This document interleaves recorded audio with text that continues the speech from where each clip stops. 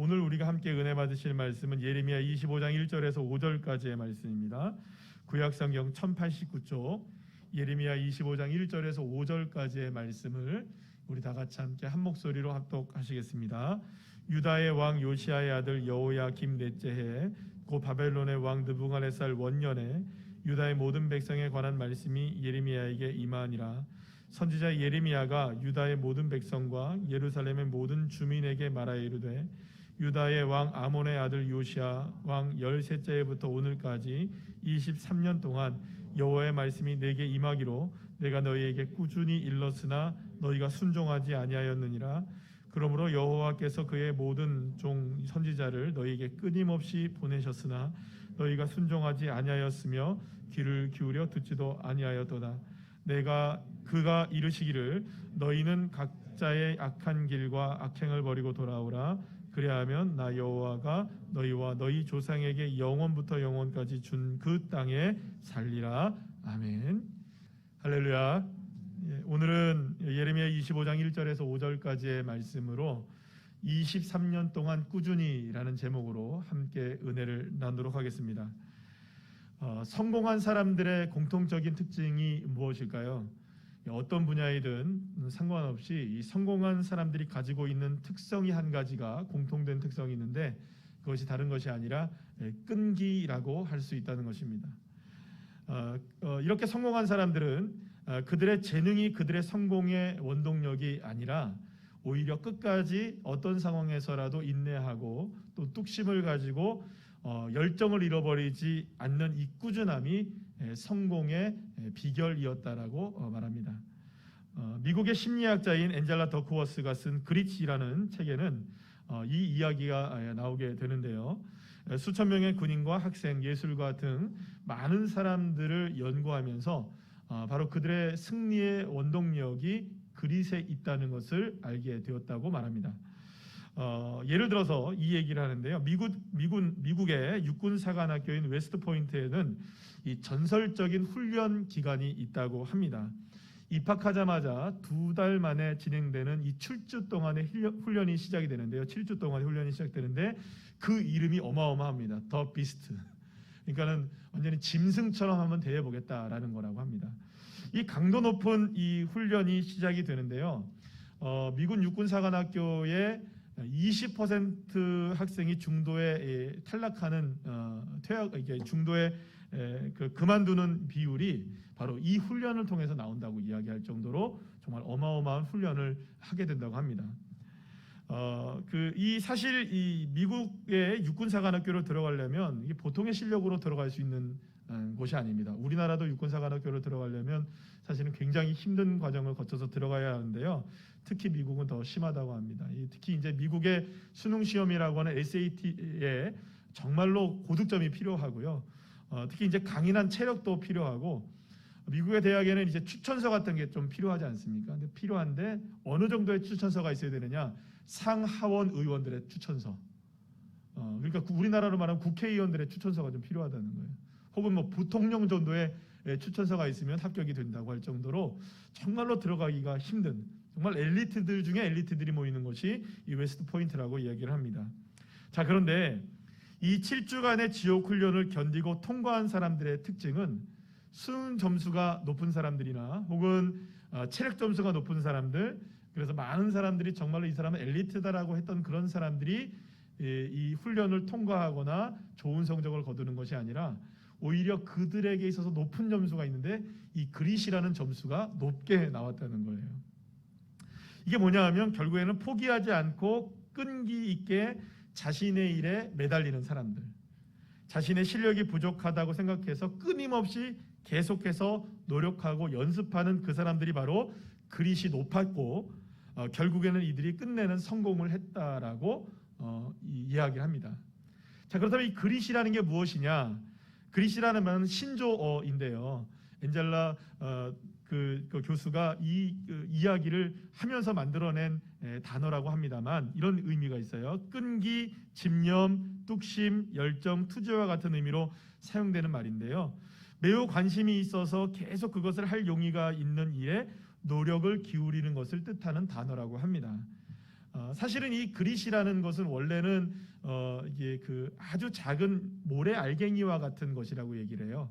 그래서 뭔가 이렇게 연마할 때 쓰는 모래 알갱이 있잖아요. 샌딩을 한다 그러죠. 뭐 이렇게 잘라내고 깎을 때 쓰는, 연마할 때 쓰는 아주 작은 알갱이인데, 결국에는 이게 아주 작은 알갱이의 모래를 할지라도 계속해서 연마하면은 아주 강력한 이 철강도 잘라내고 다듬을 수 있다는 것에서 아마도 유래된 말이 아닌가라는 생각을 합니다. 어쨌든 이 그릿이라는 말은 어떤 의미가 있냐면, 한 번에 한 걸음씩 계속해서 꾸준하게 무엇인가를 하는 것을 의미한다는 거예요. 그래서 매일 혹은 몇 주씩, 몇 달씩, 몇 해씩 끊임없이 도전하고 연습하는 것. 비록 실패하고 넘어지더라도 또다시 일어나서 또다시 하는 것. 그래서 이것을 우리나라의 사자성어로 바꿔서 이야기한다면 가장 잘 어울리는 단어가 무엇일까 생각하면 칠전팔기가 아닐까라는 생각을 해봅니다. 그것이 바로 그릿이라는 의미라고 말합니다. 자, 그런데 이 그릿은 그 어떤 상황에서도 낙심하지 않고 끝까지 매달리는 끈기와 꾸준함을 말하는데요. 성공은 재능보다는 이 꾸준함의 이 그릿에 있다라고 엔젤라 더크워스 교수는 이야기를 합니다. 이분은 이 책에서 이렇게 이야기를 하는데요. 그 부분의 일부분을 제가 여러분들한테 말씀을 드리겠습니다. 열정은 한순간 미친 듯이 좋아하는 것이 아닙니다. 그건 설렘입니다. 그런 설렘은 누구에게나 있습니다. 열정은 강도가 아니라 지속성입니다. 힘든 순간에도 포기하지 않고 계속 자기 일을 사랑하는 끈기가 열정입니다. 인생은 100m 달리기가 아니라 마라톤입니다. 오늘 우리는 말씀을 통해 이 진정한 열정으로 끝까지 포기하지 않고 끈질기게 주님께서 주신 사명을 감당했던 한 사람을 만나게 되는데요. 어쩌면 성경 속에서 그릿의 대가가 바로 이 사람인지도 모르겠습니다. 우리가 계속해서 함께 만나고 있는 바로 예레미야가 그 주인공입니다. 지금까지 약 석 달 동안 그 큐티와 새벽 예배, 그리고 또 주일 예배, 순모임, 그리고 또 가정 예배, 우리 주일학교의 학생들의 예배에 이르기까지 계속해서 예레미야를 우리가 함께 공부를 하고 있는데요. 예레미야가 전체가 52장까지 있어요. 그래서 지금 이제 25장을 좀 지나고 있는데요. 그러니까 거의 중간쯤에 와 있어요. 그 중간쯤에 우리가 이르러서 있는 예레미야 25장에서 예레미야라는 사람 도대체 어떤 사람일까 궁금해지는데, 그 예레미야가 어떤 사람인지에 대해서 오늘 딱 드러나는 단어가 있어요. 그리고 또 오늘 우리가 집중해야 할 단어이기도 한데요. 따라합시다. 꾸준함. 이 꾸준함에 관한 이야기를 함께 나눠보려고 합니다. 먼저 오늘 보면 3절 말씀 우리 다 같이 한번 읽어볼까요? 시작. 유다의 왕 아몬의 아들 요시야 왕 13째 해부터 오늘까지 23년 동안 여호와의 말씀이 내게 임하기로 내가 너희에게 꾸준히 일렀으나 너희가 순종하지 아니하였느니라. 예레미야는 요시야 왕 때부터 몇 년 동안 지금 꾸준하게 했다고 해요? 23년 동안을 꾸준하게 하나님의 말씀을 이스라엘 백성들에게 전했다라고 이야기합니다. 자, 그런데 이제부터 조금 여러분들이 집중하셔야 돼요. 여러 가지 이제 단어들을 조금 이야기할 텐데요. 오늘 설교를 하면서 좀 여러분들에게 이해가 될 수 있도록 단어를 설명하려고 하는데 이 단어 자체가 어렵기 때문에 좀 길게 설명을 드리더라도 좀 꾸준히 인내하시고, 따라합시다. 인내합시다. 꾸준하게 좀 들어보세요. 인내하시고 좀 들어보셔야 돼요. 자, 이 꾸준하다는 말의 히브리어가 뭐냐면 한번 따라해볼까요? 하시켐. 발음이 좋습니다. 다시 시작. 하시켐이라는 단어인데요. 이 하시켐이라는 단어가 어떤 의미가 있냐면 일찍 일어나 떠나다라는 의미가 있는 단어입니다. 자, 그런데 이 하시켐이라는 단어가 어디서부터 파생이 됐냐면 어깨를 의미하는, 우리 이제 어깨 있잖아요. 어깨 한번 이렇게 두들겨 봅시다. 어깨 다 있으시죠? 이 어깨를 의미하는 세겜이라는 단어에서 파생이 됐어요. 자, 그런데 여러분들 세겜이라는 말 어디서 많이 들어보지 않으셨어요? 많이 들어봤죠? 그냥 고개를 끄덕이시면 됩니다. 그러면 좀 성경 좀 읽었구나 이렇게 생각합니다. 그러니까 세겜이라는 단어를 어디서 많이 들어본 것 같은데 아마 지명으로 많이 들어보셨을 거예요. 이 세겜이라는 어디 곳이 있냐면 그러니까 예루살렘 좀 북쪽에 있는 그 마을 이름인데요. 뭐 그렇게 큰 마을도 아닙니다. 그리고 양쪽에는 산 두 개가 있어요. 그리심산과 에발산이 있고, 그래서 그 중간에 있는 마을이 아주 작은 마을인데 세겜이라는 마을이 있어요. 자, 그런데 이 세겜은요 이스라엘 백성들과 매우 깊은 연관성을 가지고 있어요. 아브라함이 자기의 그 고향 땅을 떠나서 처음으로 가나안 땅에 도착했을 때 가장 먼저 거주한 땅이 어디였느냐? 이 세겜이라는 땅이었어요. 그러니까 하나님의 약속의 말씀을 믿고 따라와서 처음으로 정착한 땅이 어디였다고요? 세겜이라는 곳이었어요. 그리고 또 세겜은 좀 아픔이 서려 있는 곳이기도 해요. 어떤 의미가 있냐면 여러분 야곱을 아시죠? 야곱이 원래는 하나님의 은혜 가운데 어디로 가야 했었나요? 베델로 올라갔어야 됐어요. 근데 약복강 나루터에서 하나님을 만나고 에서와 만난 이후에 곧장 이제 그 베델로 올라가는 것이 정상이었는데 베델로 가지 않고 어디로 가게 됐냐면 이 세겜 땅에 머무르게 되었던 거예요. 이 세겜 땅에서 굉장히 오랜 시간을 거치며 살게 되는데 여기서 그만 끔찍한 사건 하나를 경험하게 됩니다. 야곱의 딸이었죠. 디나가 이 그 하몰의 아들들에게 겁탈을 당해서 정말 아픔을 경험하게 돼요. 게다가 거기서 이 야곱의 아들들이 하몰의 아들들을 몰살하는 이런 일들이 벌어지게 되면서 피해 도시가 되어버리는. 그리고 나서 하나님께서 이 세겜 땅에 머무르고 있었던 야곱에게 다시금 찾아오셔서 일어나 어디로 올라가라? 베델로 올라가라고 하시면서 하나님께서 말씀해 주신 곳이 이 세겜이었던 것입니다. 자, 그뿐만이 아닙니다. 이스라엘 백성들이 광야를 40년 동안 살아가다가 40년의 여정을 모두 다 마치고 가나안 땅에 첫 발을 들였던 곳이 어디였냐면 세겜이었어요. 굉장히 의미가 있죠. 그리고 나서 이 세겜 땅에 들어왔을 때 그 모세가 하나님께서 모세에게 말씀하신 것이 있어요. 처음에 가나안 땅에 들어가면 이스라엘 백성들을 두 산의 살기슭으로 보내라. 그리고 거기서 이와 같은 일을 하라라고 얘기했는데 이게 신명기 11장에 나오는 말씀인데요. 다시 한번 사진 한번 보여주시겠어요? 이 사진을 보시면 한쪽에는 베델을 중심으로 해서 한쪽에는 그리심산이라는 게 있어요. 그 옆에 보시면 여러분들 블레싱이라고 나와 있죠, 그죠? 이 말은 무슨 말이냐면 백성들을 양쪽 산으로 다 이렇게 나눠서 보낸 다음에 그리심산에 올라가서는 하나님의 말씀을 외칩니다. 또 에발산에 올라가서도 하나님의 말씀을 외쳐요. 그런데 그리심산에서는 어떤 말씀을 외치느냐? 하나님의 축복된 말씀을 막 전해요. 그리고 에발산에 올라가서는 어떤 말씀을 전합니까? 저주의 말씀들을 막 전하게 했어요. 자, 그러면 여기를 보세요.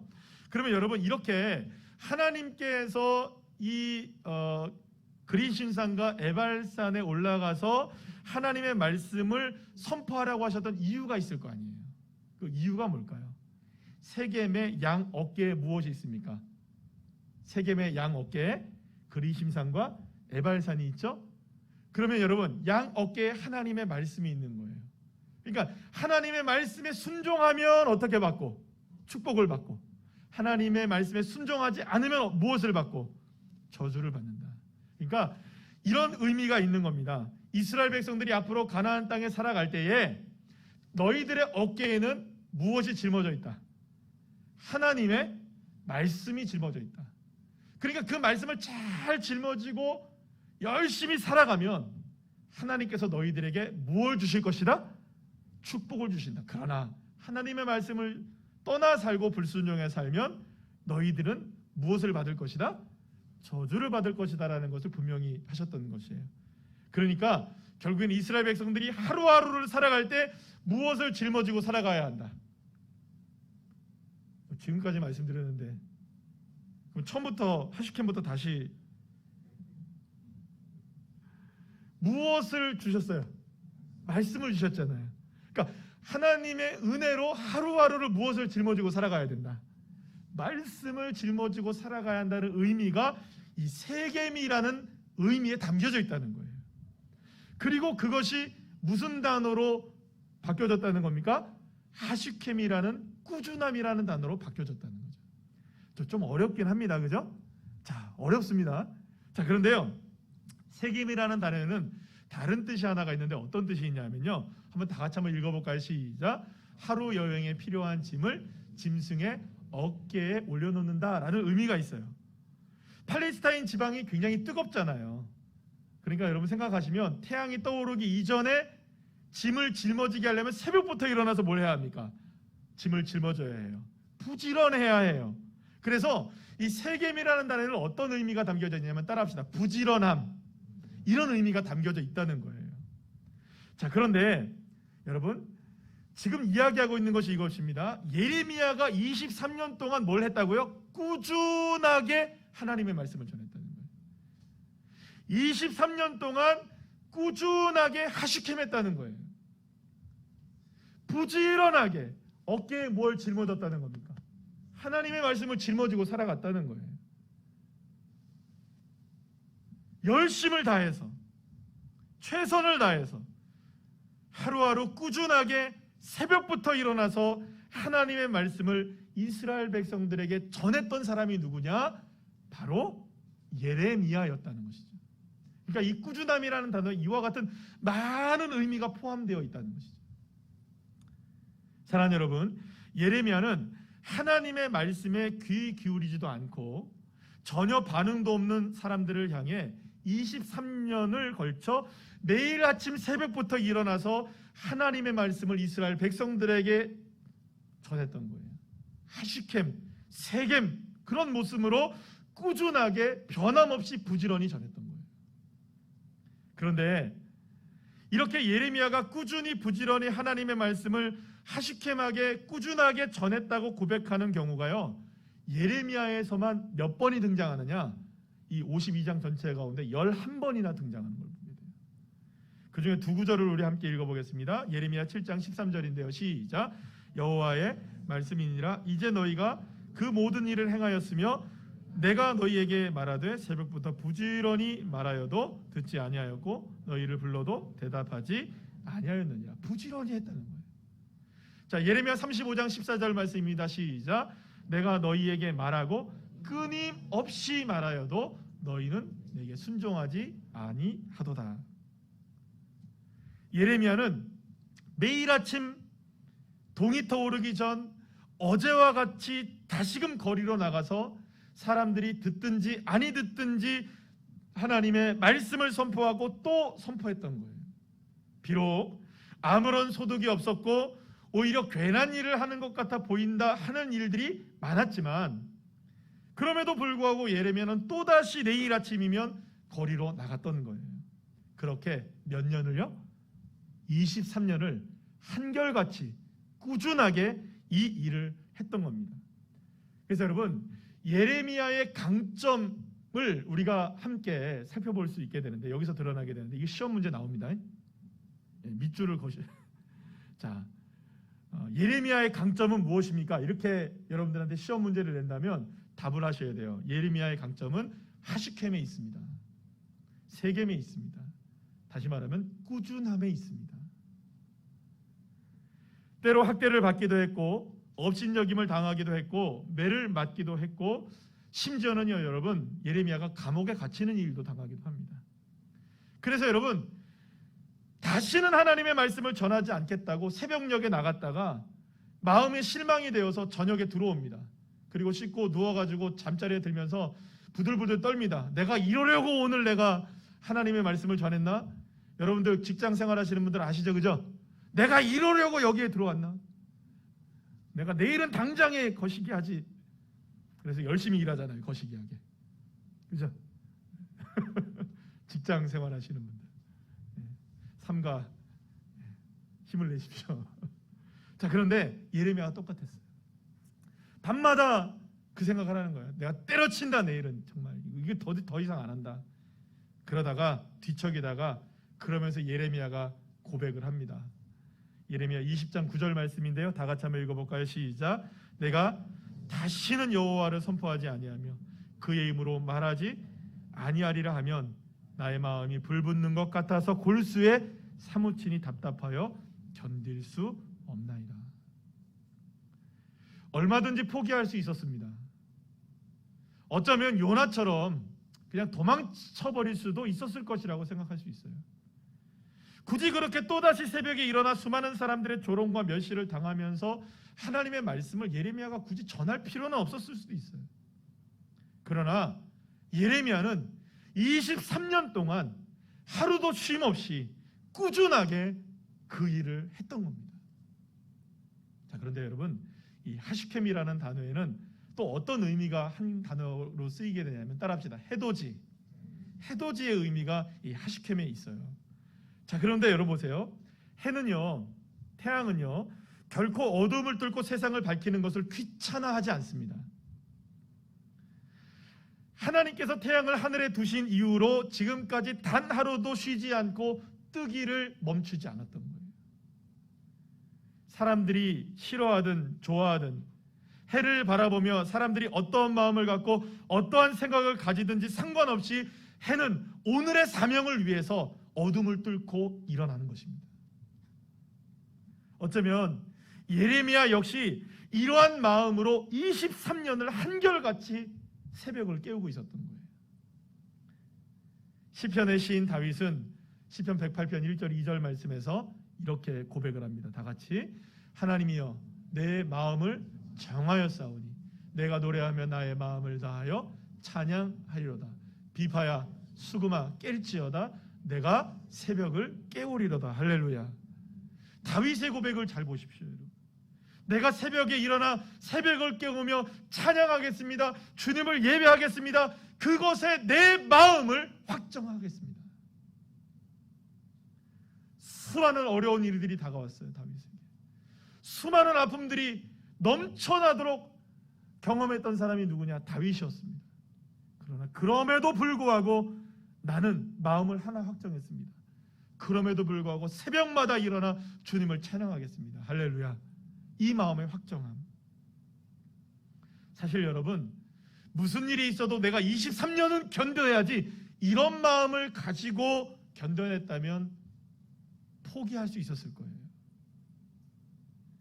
예레미야는 그저 매일 아침 태양과 함께 일어났고 태양이 뜨며 하루가 시작되듯 하나님의 말씀과 하루를 시작하는 것이 전부였던 거예요. 그렇게 하루하루를 뚜벅뚜벅 걸어가는 것이 전부였던 거예요.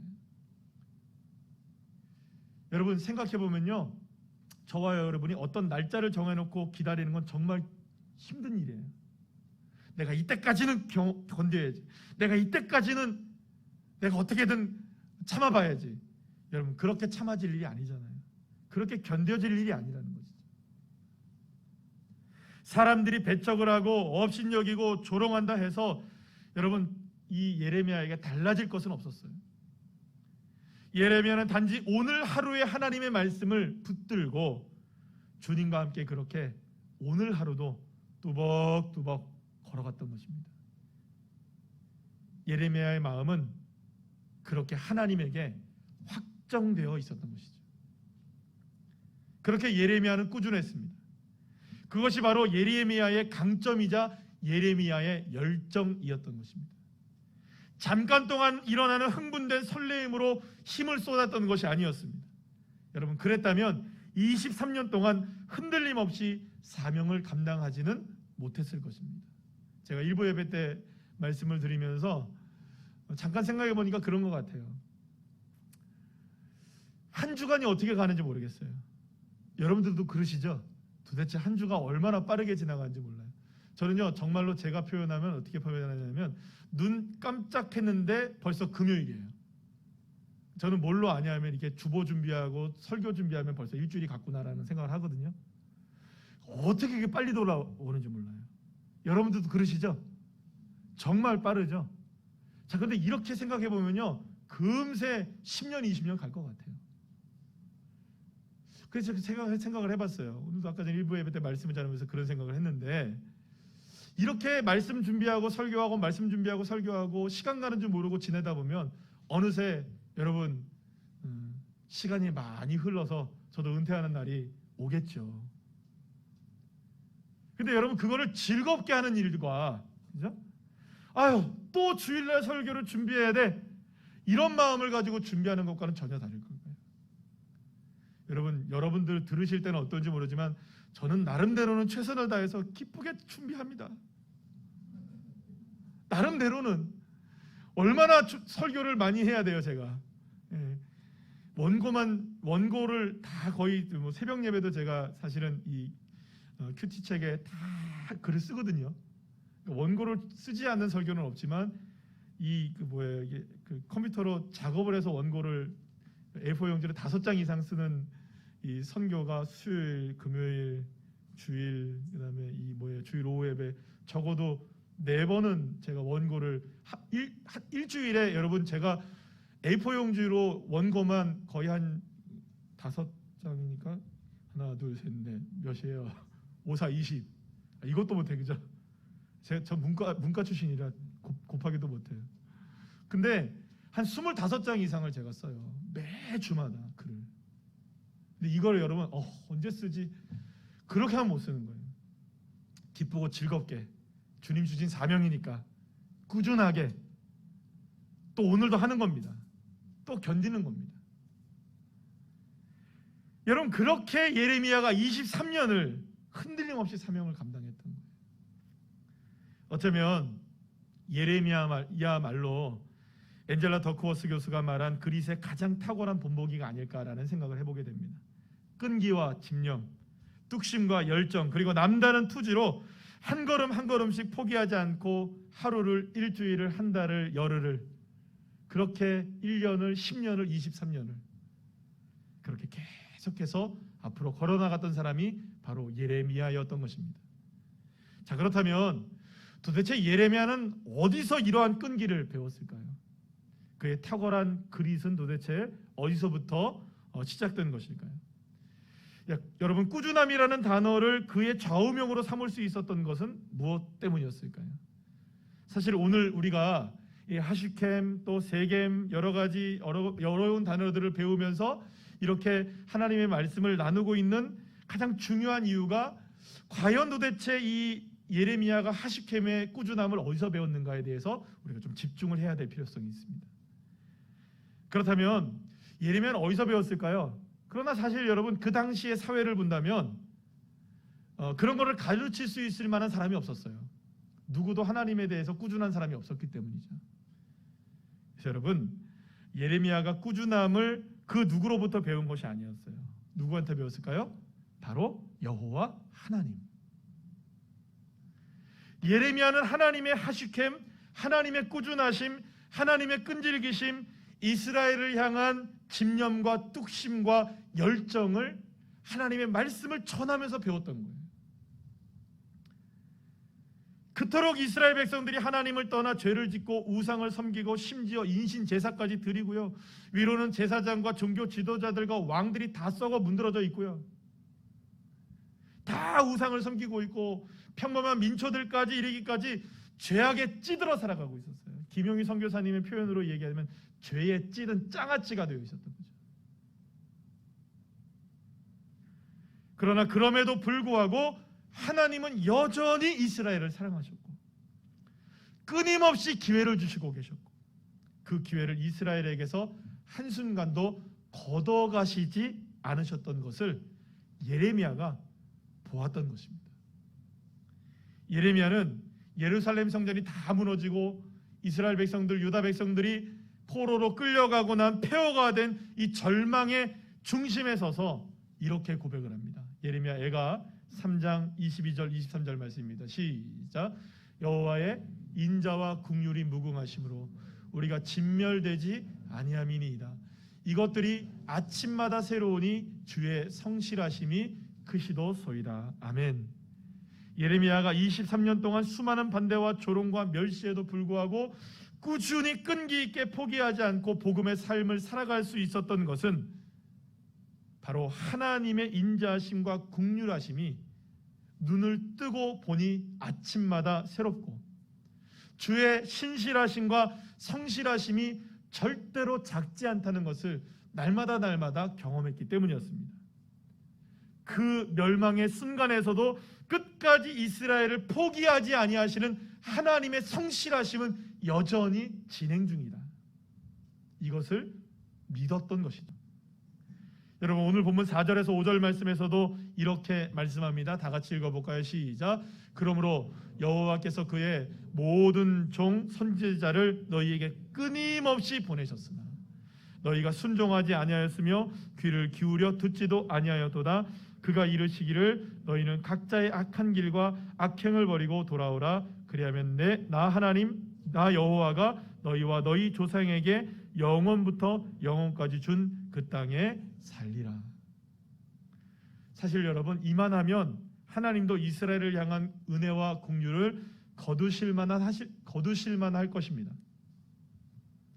순종하지 않고 귀를 기울이지도 않고 그 어떤 변화의 조짐조차 보이지 않았던 이스라엘이었기 때문입니다. 그러나 그럼에도 불구하고 하나님은 이스라엘 백성들에게 다시금 기회를 주십니다. 넘어지고 쓰러지고 주님을 배반하고 주님을 떠나도 다시금 기회를 주십니다. 돌아오라, 그리하면 살리라. 돌아오라, 그리하면 살리라. 어찌 보면 하나님의 이 끈질긴 긍휼하심과 은혜와 사랑이 이스라엘의 죄악의 크기와 넓이와 깊이를 모두 다 덮고 이기시고 계신 것이었습니다. 그래서 결국 하나님은 최후의 수단으로 인류의 우리 모든 사람들의 엄청난 죄악의 값을 다 속량하시고 갚아내시고 구원하시고 용서하시기 위해서 한 가지 조치를 취하십니다. 우리의 모든 죄악의 기쁨보다 더 크신 하나님의 사랑으로 그분의 아들 예수를 이 땅에 보내주시고 예수 그리스도를 십자가에 못 박혀 죽으셔 피 흘리게 하심으로 그 피로 우리의 모든 죄를 다 덮어주신 하나님의 은혜, 우리의 죄가 아무리 진홍같이 붉은다 할지라도 양털같이 희게 하시는 주님의 은혜, 그 은혜가 우리의 죄악의 크기보다 더 크시기에 우리의 모든 죄를 다 십자가의 볼로 덮어주신 줄로 믿으시길 바랍니다. 그것이 은혜요, 그것이 주님의 꾸준하신 하시킴의 사랑이었던 것입니다. 그래서 예수님이 요한복음 3장 16절 말씀에서 이렇게 말씀하십니다. 시작. 하나님이 세상을 이처럼 사랑하사 독생자를 주셨으니 이는 그를 믿는 자마다 멸망하지 않고 영생을 얻게 하려 하심이라. 할렐루야. 이 놀랍고도 끈질긴 하나님의 사랑이 예레미야에게 임하였고요, 예레미야뿐만 아니라 오늘 이 시간 예배하고 있는 저와 여러분 모두에게 향하고 있는 줄로 믿으시길 바랍니다. 부족하고 연약하고 제대로 사명도 감당하지 못하고 늘 언제나 죄악에 찌들어 살고 있는 죄인인 나를 끝까지 포기하지 아니하시고 붙들어 주신 하나님의 은혜, 끊임없이 기회를 주시고 계시는 주님의 사랑, 나를 향한 손을 놓지 않으시고 포기하지 않으시는 주님의 식지 않으시는 뜨거운 열정이 꾸준하게 지금까지도 저와 여러분을 향해 흐르고 있는 줄로 믿으시길 바랍니다. 그래서 예레미야가 아침마다 새로운 마음으로 주님을 바라보며 23년간을 뚜벅뚜벅 그렇게 걸어갈 수 있었던 거예요. 그리고 이제 우리도 그렇게 아침마다 새로운 마음으로 주님과 함께 주님의 손을 붙잡고 주님과 시선을 맞추고, 할렐루야, 우리의 삶을 시작하시기를 간절히 축복합니다. 여러분, 그래서 여러분 모두가 다 새벽 예배를 나오시지는 못하실 수 있으실 거예요. 그래요, 여러분, 저는 이렇게 생각합니다. 새벽 예배가 어디 성경에 나온 게 어디 있어? 예수님이 새벽에 기도했다는 게 우리의 새벽 예배 모범인가? 그거 안 해도 돼. 이렇게 생각하시고 생각하실 분들이 계실지 모르겠지만 이것만 보더라도 여러분, 새벽을 깨우며 새벽을 예배한다는 것은 놀라운 은혜입니다. 보통의 경우에는요, 여러분, 교인의 11조가 새벽 예배를 한다고 얘기를 해요. 근데 우리 교회는 10의 2조, 10의 3조, 10의 5조 모든 분들이 새벽을 깨우는 분들이 되시기를 간절히 축복합니다. 아멘이세요? 새벽마다 하나님의 말씀을 어깨에 짊어지고 기쁜 마음으로 세상을 향해 나가는 겁니다. 만약에 여러분들이 예배의 자리에 없다 하면 제가 가능하면 새벽 예배의 말씀을 오전 7시 전까지는 제가 올려드려요, 유튜브에. 그럼 여러분 직장에 출근하시다가 그냥 이어폰으로 들으시고, 예? 그리고 또 시간 되실 때 그 말씀을 들으셔서라도 하나님의 말씀으로 하루를 시작하세요. 아멘이시죠? 따라합시다. 아멘. 아멘. 당당하게 아멘 하시. 마스크 썼다고 다 입 안 보인다고. 그러면 말씀 지금까지 전했는데 섭하잖아요. 새벽을 깨웁시다. 예배의 자리는 없을지 몰라도 예배는 드리셔야 돼요. 말씀을 들으시고 하나님의 말씀으로 새롭게 하루를 시작하셔야 돼요. 자, 그렇다면 오늘 나는 얼마나 끈질기게 포기하지 않고 주님을 향한 집념으로 살아왔을까요? 예레미야처럼 여러분 23년 정도는 되셨습니까? 물론 더 오랜 기간 그렇게 살아오신 분들이 계실지도 모르고 30년, 40년, 50년 동안 신앙생활을 이렇게 해오신 분들도 계실 거예요. 1년이 되신 분들도 계시고 10년이 되신 분들도 계실 거예요. 그러나 내가 몇 년을 얼마만큼 애쓰며 살아왔든, 그리고 그렇게 기다려왔든, 최선을 다했든 중요한 게 있어요. 주님은 나보다 더 오랜 시간을 끊임없이 단 한순간도 지금까지 나를 포기하지 아니하시고 나를 붙들어 주고 계심을 기억하시는 주의 자녀들 되시기를 간절히 축복합니다.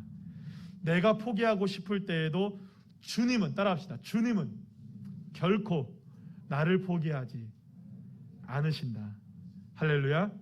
나보다 나를 더 사랑하시고 나를 끈질기게 붙들고 계시는 주님의 손길이 지금도 이 순간 나를 붙들고 계시는 것입니다. 우리의 모습이 어떠하든 주님은 결코 나를 포기하지 않으십니다. 그러니 여러분, 오늘도 내일도 묵묵히 꾸준히 끈질기게 포기하지 않는 열정으로 다시 새롭게 떠오르는 새벽녘의 태양을 맞이할 수 있는 것이죠. 사도 바울은 갈라디아서 6장 9절 말씀에서 이렇게 이야기합니다. 세번역 성경입니다. 시작. 선한 일을 하다가 낙심하지 맙시다. 지쳐서 넘어지지 아니하면 때가 이를 때에 거두게 될 것입니다. 할렐루야. 사랑하는 여러분, 수많은 소리들이 들릴 수 있습니다. 사방에서부터 다가오는 수많은 공포와 두려움이 우리를 엄습해오고 휩싸이게 할 수 있습니다. 때로는 그래서 아픔과 고통의 시간을 보낼 수도 있을 것입니다. 그러나 사랑하는 여러분, 포기하지 마시고 낙심하지 마십시오. 하루를 꾸준히 부지런히 끈질기게 포기하지 않고 나를 붙들고 계시는, 나를 포기하지 않고 계시는 그 구원의 주님을 바라보시면서 오늘도 그렇게 주님과 함께 동행하여 하루를 살아가셔서 언젠가는 그렇게 되면 23년이 되겠죠. 언젠가는 30년이 되겠죠. 언젠가는 주님이 오실 그날이 되겠죠. 그리고 언젠가는 때가 이르면 반드시 이루어지게 하시는, 할렐루야, 때가 되면 이루어지게 하시는 저와 여러분에게 하나님의 그런 놀라운 축복을 기쁨으로 거두게 될 날을 바라보시며 하루하루를 그렇게 꾸준하게 하쉽게 마시며 승리하는 주의 자녀들 되시기를 간절히 축원합니다.